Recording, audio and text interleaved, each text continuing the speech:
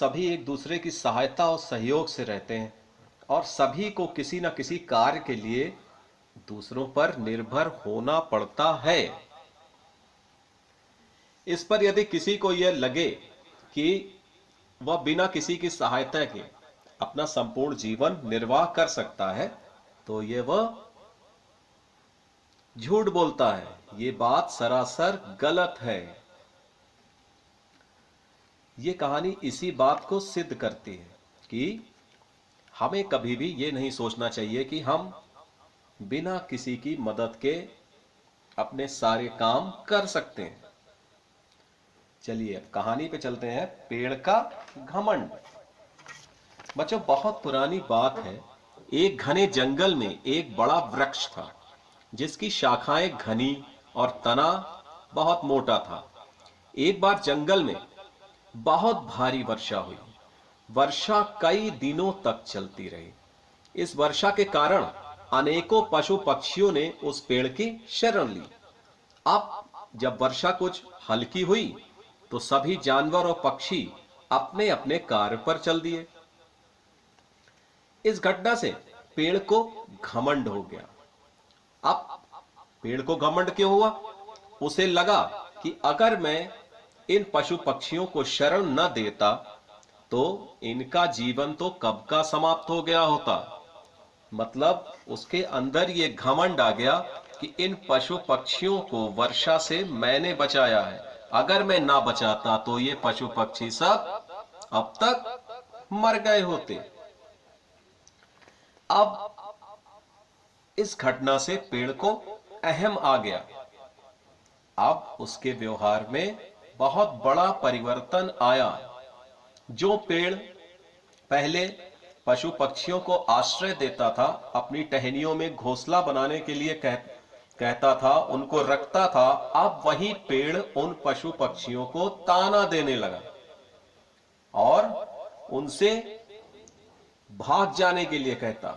उनसे कहता कि मेरे ऊपर मत बैठो।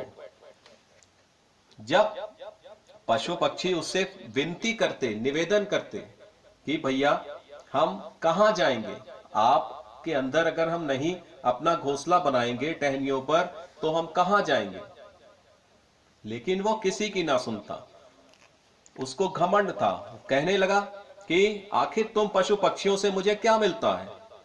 कुछ नहीं मिलता है, बल्कि उल्टा तुम ही मेरे ऊपर उछल कूद मचा करके मेरी टहनियों को तोड़ देते हो और अपने बीट करके मुझे गंदा करते रहते हो। और क्या करते हो? तुमसे मुझे तो कुछ मिलता नहीं, उल्टे मैं ही तुम्हें सब कुछ देता हूं, इसलिए भाग जाओ यहां से।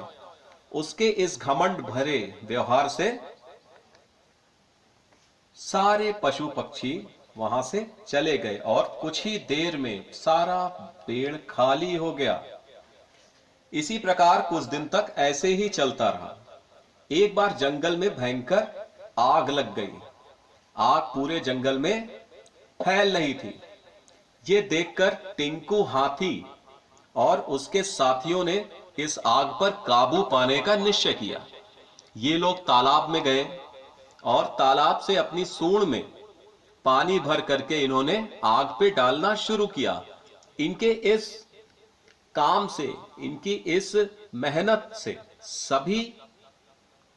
सारे जंगल की आग जो थी वो बुझ गई और जंगल फिर से हरा भरा होने लगा।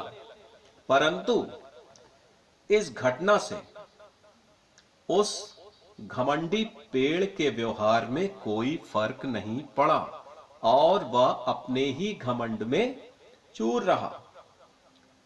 कुछ दिन फिर इस प्रकार व्यतीत होने लगे आनंद से। अब एक दिन क्या हुआ?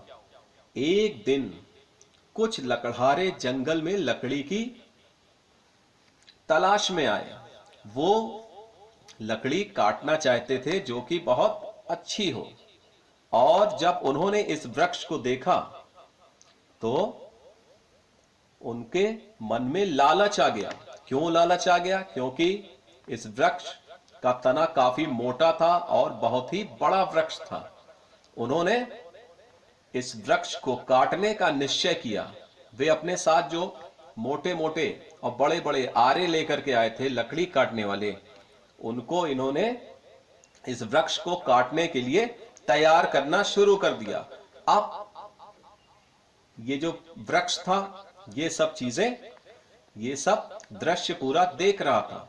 अब इसको ये देख करके घबराहट होने लगी, और जब इसको लगा कि अब लकड़हारे मुझे काटे बिना छोड़ेंगे नहीं, तब इसने शोर मचाना शुरू किया।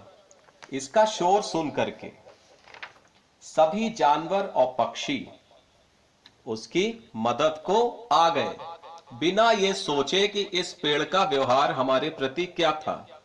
उन्होंने ये बात किनारे कर दी और इस बात को वो भूल गए और उसकी मदद करने के लिए सभी दौड़े चले आए। सभी ने अपने प्रकार से मदद करी, जिसमें बंदर आम के पेड़ पर चढ़ गए और कच्चे आम तोड़ तोड़ करके इन लकड़हारों को मारना शुरू करने लगे।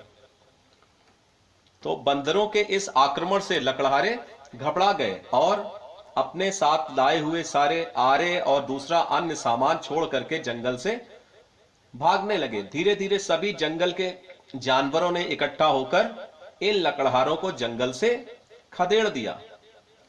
अब जब इस वृक्ष की जान बच गई तो इसके व्यवहार में अकस्मात ही परिवर्तन आ गया। जब इसको पता चला कि बिना सहयोग से अगर आज ये पशु पक्षी जानवर ना होते तो फिर मेरी रक्षा कौन करता।